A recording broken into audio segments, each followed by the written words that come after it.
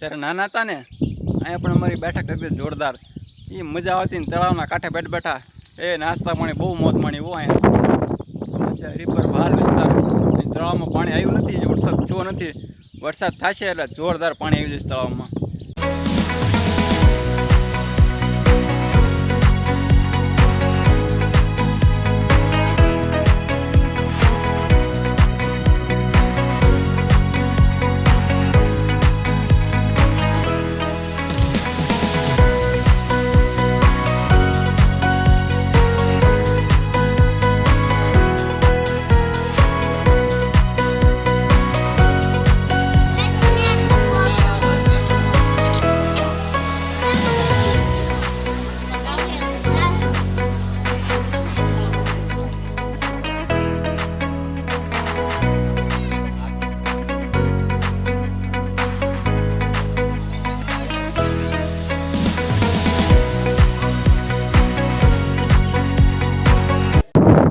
ત્યારે મેં અમારા મામાના ઘરે રીપર આવીને પાલ વિસ્તારમાં ત્યારે અમારું નાનપણ અંગ્રેજ હોવાલા મોજ પડી છે ને નાનપણમાં એ મોજ તો ક્યાંય ન મળે હો.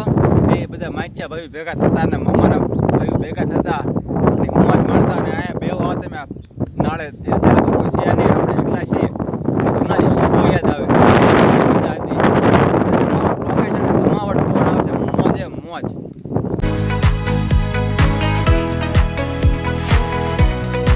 ત્યારે નાના હતા ને ત્યારે માયા નાવા આવતા હતા તળાવમાં. અત્યારે તો ખાલી છે. તળાવ ભર્યું હોય ને ત્યારે ઠેરો ઠેર લઈને પાણી ભર્યું, અહીંયા બેઠ બેઠા નાવાનું હોય. જમાવટ જગ્યા હતી ત્યારે. હે ઘરે કપડાં લઈને તો તળાવ આવતી રહું ને આજ ગામડાની મોજ છે. ત્યારે ખાલી છે, બાકી ઠેરો ઠેર લઈને પાણી ભરે જાય અહીંયા.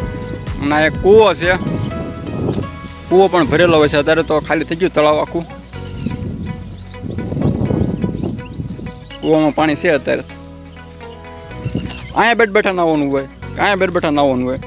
સીધા અહીં ઠેકડા મારતા હેઠા પાણીમાં. પાણી ભર્યું હોય ધોમ. અત્યારે તો કંઈ પાણી છે નહીં. તો કેવો જોરદાર રસ્તો થઈ ગયો છે આપણો. આને કહેવાય ગામડાના રસ્તા વાલા. હે ને જોરદાર રસ્તો, સિંગલ પટ્ટી.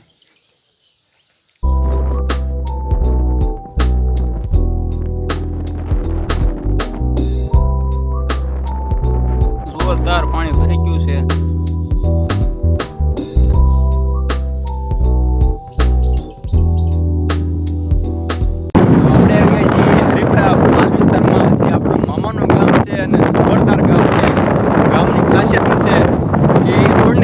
ગામ છે, એક સાઈડ નકરા ખેતર છે, આ સાઈડ નકરા ખેતર છે, અને એક સાઈડ ગામ છે, ગામ છે.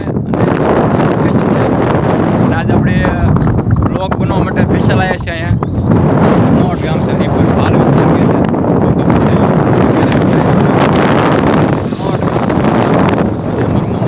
હું પણ આજ સ્પેશિયલ બ્લોગ બનાવવા માટે ફરવા માટે આવી ગયો છું. એકદમ ઠંડો ઠંડો પવન પાણી એકદમ ઠંડો ઠંડો પવન આવે છે. અને અહીંયા સરકારી બસ પણ ઓછી આવે છે, ક્યારેક ક્યારેક આવે છે. અને મોબાઈલનો ટાવર પણ ઓછો આવે એટલે ક્યારેક વાત કરવી હોય તો તળાવની પાળે જવું પડે અને કાં પછી રોડે આવવું પડે વાત કરવા માટે. આપણા ખેતર બધાના જ્યાં ચણા અને ઘઉંની ખેતી થાય છે, અને એક નંબર ચણા થાય ભાલના. બ્લોગ આપણે પૂરો કરીએ. અને તમને જો અમારો બ્લોગ સારો લાગતો હોય કમેન્ટ કરી દો. હું છું કાંઈ ડીજે રખડવાની મોજ લેવાની છે વાલા ભાલ વિસ્તારમાં.